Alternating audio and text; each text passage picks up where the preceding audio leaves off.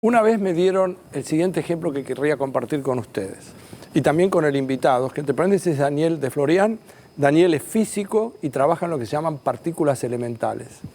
¿Así es? Así es. Bien, pero voy a contar el ejemplo que me fue dado, o sea que no es original mío, pero me resultó muy atractivo y a partir de ese momento lo adopté. O sea que no me quiero quedar con el crédito, no sé quién me lo contó, pero me dijo que cuando uno le regala algo a un chico, el chico en principio juega con eso, él muchas veces juega con la caja, que no es la aspiración que tiene aquel que hizo el regalo, y después la criatura con toda razón no solamente quiere jugar con eso, sino que a diferencia de lo que pasa con los Lego que uno arma, ellos quieren desarmar.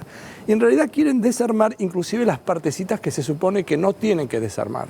Entonces los padres desesperados dicen, no, eso no, porque esa es la parte que no se toca, pero el chico sí quiere y cuando los padres no ven, si pudiera agarraría un martillo y haría así, porque en realidad uno lo que quiere es mirar cada vez más, ¿por qué se mantienen juntas esas piecitas? ¿Qué es lo más chiquitito? Cuando dejamos de ser chicos, empezamos a ser un poco más adultos, tenemos herramientas un poco más sofisticadas. Entonces tenemos los aceleradores de partículas, aparece el CERN, está el sincrociclotrón acá en la Comisión Nacional de Energía Atómica o en Batavia, lo que fuere, y seguimos buscando que queremos encontrar.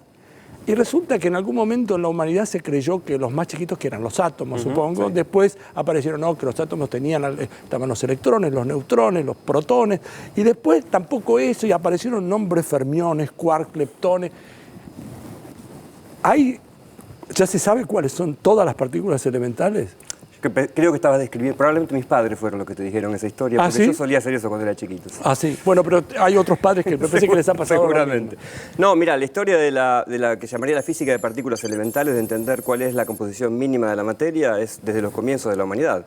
La idea de que hay aire, agua, tierra y fuego, digamos, y que a partir de ahí uno podía componer cualquier objeto de la naturaleza, está presente desde los griegos. Ajá. Y es una necesidad de la humanidad por comprender desde el punto de vista filosófico, simplemente de entender de qué es lo más pequeño, pero también para poder usarlo.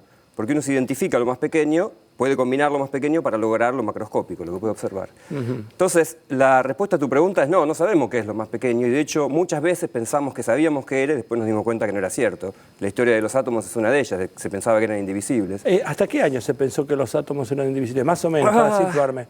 ¿Hasta la década del 40, 30, 1930? No, antes a principios de siglo ya se pudo comprobar, a principios del siglo pasado se comprobó con los experimentos de Rutherford que el átomo era divisible y que además tenía que decir qué estructura tenía, así que eso ya era conocido, sí.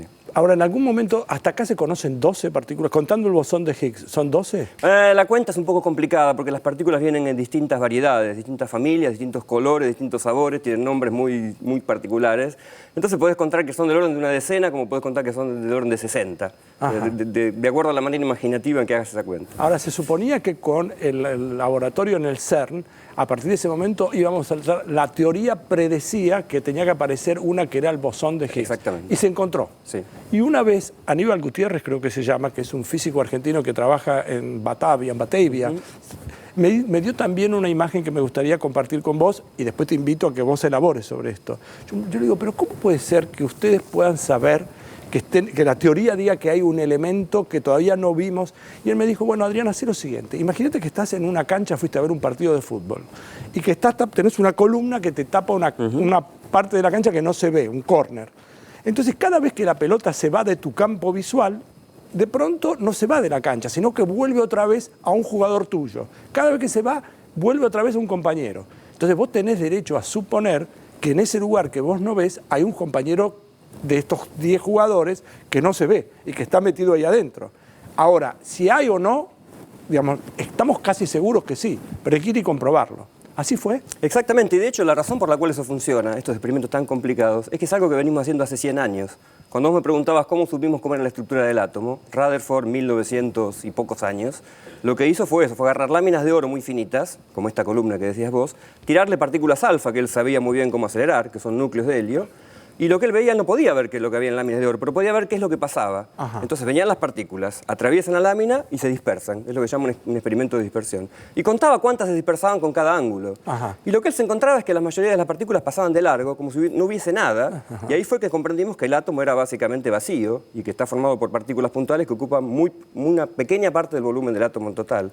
muy pequeñas, muy pocas partículas chocaban contra el núcleo de ese oro y rebotaban hacia el otro lado, por ejemplo. Ajá. Entonces, ese experimento lo venimos haciendo desde hace 100 años, cada vez con energías mayores. O sea que la pared del oro que él ponía tenía pedacitos en intersticios por donde pasaban. Exactamente, de hecho, una de cada 20.000 apenas rebotaba. Las otras pasaban completamente de largo con una desviación O sea muy que eran pequeña. muchísimo más chicas que... Exactamente, sí, sí. ¿Y ahora qué le ponemos en lugar de paneles de oro? Bueno, ahora lo que hacemos es eso combinado con con la fórmula más conocida de la física, esta fórmula de Einstein de que E igual mc cuadrado, Sí. que dice que hay una relación entre La energía escuché y masa. hablar de esa. ¿La escuchaste hablar alguna vez? Sí. Debe estar en tu pizarrón. Y entonces, lo que esa fórmula dice es muy fuerte. Dice que energía y masa son equivalentes. Que si uno logra juntar en un punto del espacio muy concentrado una cierta cantidad de energía, es capaz de crear masa. Entonces lo que hacemos es hacer experimentos donde hacemos chocar partículas muy pequeñas, como protones, de lo más chiquito que podemos acelerar, a las energías más altas que te puedas imaginar, de tal manera que la concentración de energía sea tan alta que podamos crear partículas que nunca se vieron en la naturaleza. Y esas partículas, por ejemplo, el bosón de Higgs, que fue predicha hace 50 años, tuvimos que trabajar durante 50 años para lograr un acelerador que tenga la energía suficiente para crear una buena cantidad de ellas y poder verlas. Entonces, es esa combinación de tirar cosas y ver qué es lo que pasa, y de hacer chocar un montón de porquerías y tratar de crear todo lo que sea posible o no, o incluso lo imposible. ¿Estuviste cuánto tiempo en el CERN? Yo estuve de postdocs un poco más de 2 años, después de terminar mi doctorado aquí en Argentina. Ahora, ustedes comprenden que yo le estoy preguntando a alguien que se graduó acá, en la universidad pública. ¿Te doctoraste acá también? Me doctoré en la Universidad de La Plata, sí. En la Universidad de La Plata. Y lo que termina pasando es que es uno de los enviados especiales para experimentar en el lugar más importante del mundo cuando se habla de física de partículas elementales. Sí. ¿Y cómo te fue?